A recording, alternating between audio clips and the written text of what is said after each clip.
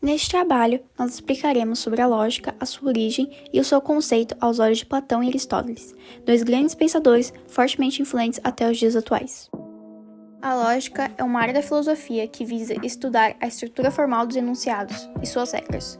Em suma, a lógica serve para se pensar corretamente, sendo assim uma ferramenta do correto pensar. Lógica tem origem da palavra grega logos, que significa razão, argumentação ou fala. A ideia de falar e argumentar pressupõe que o que está sendo dito possui um sentido para aquele que ouve. Esse sentido fundamenta-se na estrutura lógica.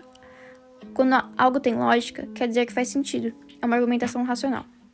O filósofo grego Aristóteles criou o estudo da lógica, ele a chamava de analítica. Para ele, qualquer conhecimento que pretenda ser um conhecimento verdadeiro e universal deveria respeitar alguns princípios, os princípios lógicos.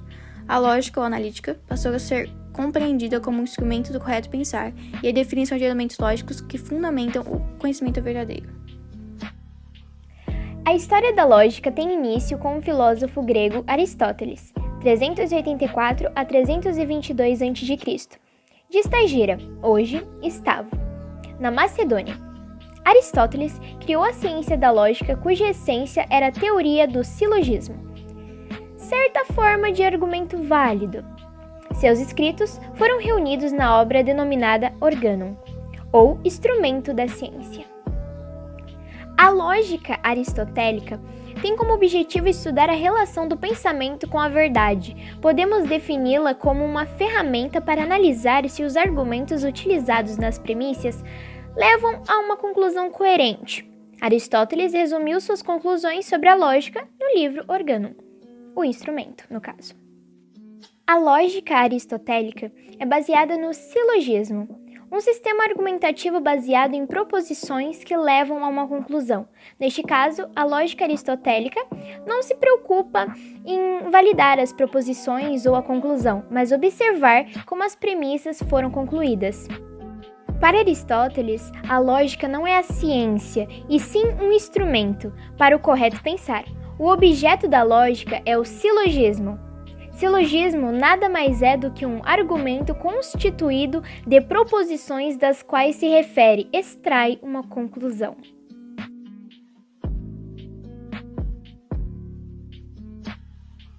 Silogismo.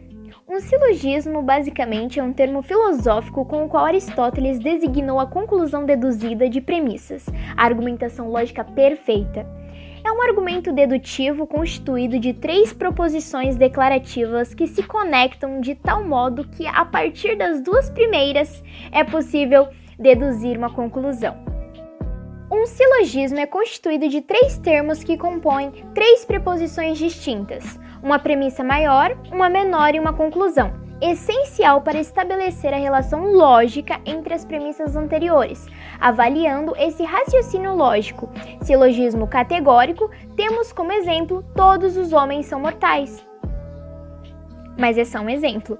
Silogismos, que têm origem na palavra grega siliogismos, conclusão ou inferência em forma de raciocínio baseada na dedução. Esta linha de pensamento, criada pelo filósofo Aristóteles, utiliza 2 preposições iniciais para se chegar em uma terceira, que no caso é a conclusão.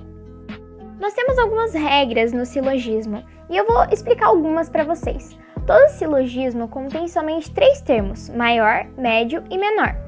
Os termos da conclusão não podem ter extensão maior que os termos das premissas. O termo médio não pode entrar na conclusão. O termo médio deve ser universal aos mesmos uma vez. E de 2 premissas negativas, nada se conclui.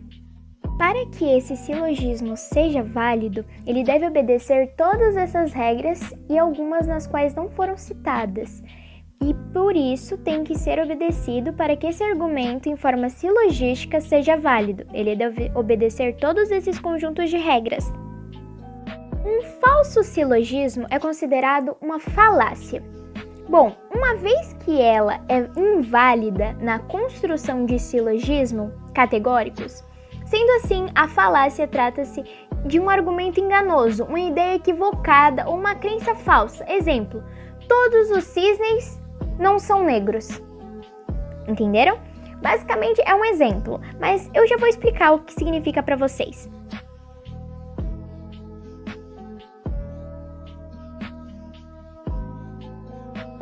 Bom, quando eu falei para vocês sobre um falso silogismo e eu falei sobre falácia, basicamente falácia vem da palavra falsidade, algo que é falso, que parece correto, mas não é, que tem algo sempre por trás, escondendo. Falácia é um tipo de argumento utilizado com a intenção de parecer correto mesmo, porém, que opta por esse recurso geralmente omite algumas informações por trás do discurso, que é exatamente o que eu falei. Então, por esta definição, a falácia se refere a qualquer ideia equivocada ou falsa crença em algo.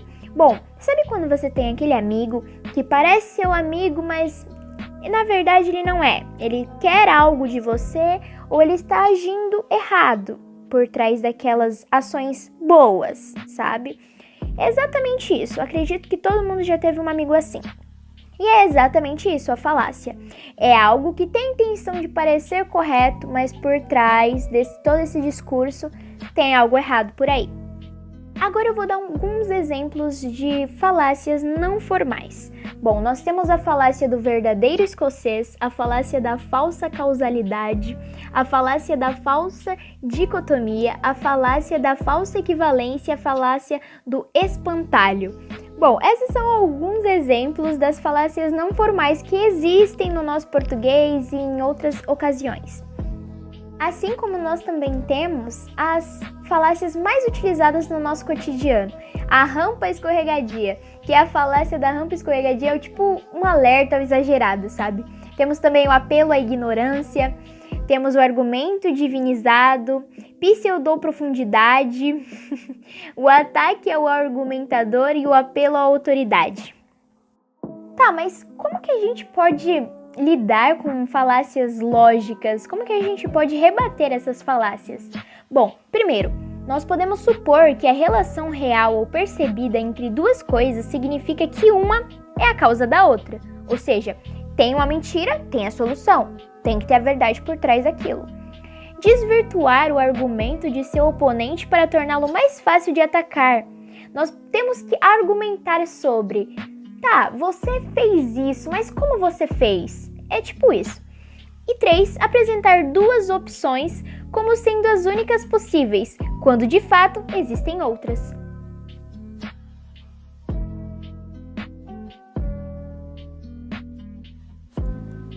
Platão, na realidade, chamava-se Aristócles, nascido em Atenas no ano de 428 a.C. e falecido em 348 a.C. O apelido Platão foi conferido ao filósofo em sua juventude por causa de seus atributos físicos, por ser um homem forte e de ombros largos. A palavra correspondente em grego, Platon, significa omoplatas largas, ou costas largas e ombros grandes. Ele era filho de uma família influente politicamente na Grécia, e por pertencer a uma família que possuía bens materiais, ele pôde dedicar-se aos estudos de filosofia. Platão conheceu o filósofo Sócrates, pensador que foi seu mestre, iniciador da filosofia, mentor intelectual e amigo em Atenas. A influência de Sócrates sobre Platão é tão grande que a maioria dos textos deixados por Platão é feita de diálogos em que Sócrates é o personagem principal. Então, Platão foi discípulo de Sócrates. As ideias socráticas marcaram a trajetória intelectual de Platão, que por sua vez foi mestre de Aristóteles. E ele, por sua vez, foi fortemente influenciado por Platão, mas não se manteve na mesma linha de pensamento que seu mestre, tendo modificado e discordado de muitas teorias platônicas. Aristóteles nasceu em Estagira, na Macedônia, em 384 a.C. Com 17 anos, ele partiu para Atenas e começou a frequentar a Academia de Platão. Por conta de seu local de nascimento, o autor é chamado comumente de o Estagirita. De ordem aristocrática, causou admiração pelo seu comportamento requintado e pela sua inteligência. Logo se tornou discípulo predileto do mestre, que observou: minha academia se compõe de duas partes, o corpo dos estudantes e o cérebro de Aristóteles. Com a morte de Platão em 347 a.C., o brilhante e famoso aluno se considerava o substituto natural do mestre na direção da academia. Porém, foi rejeitado e substituído por um ateniense nato. A influência de Aristóteles sobre o desenvolvimento da filosofia no mundo ocidental foi enorme, notadamente na filosofia cristã de São Tomás de Aquino durante a Idade Média. Sua influência se faz presente até nos dias atuais. Platão define a dialética como a arte de pensar, questionar e hierarquizar ideias. O termo dialético é utilizado por Platão na referência a qualquer método que possa ser recomendado como veículo da filosofia. Para ele, a dialética é um instrumento que permite o alcance da verdade. O trabalho de Platão envolve a função pedagógica e política quando o assunto é o conhecimento, considerado a materialização do real. A materialização da pedagogia ocorre pelo método usado para superar o senso comum. É o senso comum o ponto de partida da dialética platônica, não para ser reafirmado, mas refutado e que deve ser superado. Platão propõe que o senso comum e a opinião sejam questionados para a descoberta da verdade a partir do indivíduo sem interferência externa. A hierarquia do método da dialética platônica tem como objetivo demonstrar a fragilidade, a falta de fundamentação e os preconceitos que formam o senso comum. É ainda objetivo que o indivíduo tenha consciência do funcionamento do método. A dialética admite as contradições somente como meio para superá-las. Elas exigem atitude crítica, necessidade de reflexão, questionamento da opinião, da origem e de suas fundamentações. Basicamente, Aristóteles define o conhecimento como parte da busca pela lógica. Ela pode ser classificada a partir das seguintes características: preliminar, doutrina da prova, geral, atemporal, instrumental e formal. Deste modo, essa perspectiva parte do pressuposto que todo indivíduo sempre coloca em prática aquilo que sabe, além de afirmar aquilo que não sabem, porém, sua evolução permite que ele aprenda aquilo que não sabe.